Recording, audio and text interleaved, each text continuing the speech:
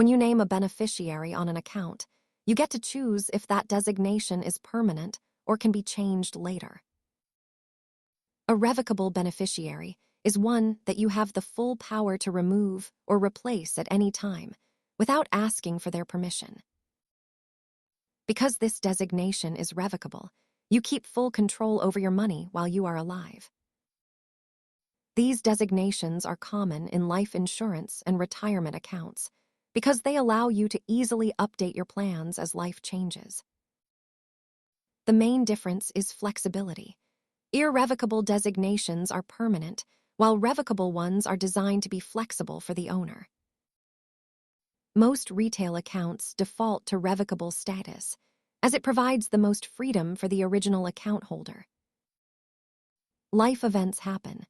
Make it a habit to check your accounts to ensure your choices still reflect your current wishes. Understanding these legal terms helps you keep your estate organized. Thanks for watching, and be sure to consult a professional for specific advice.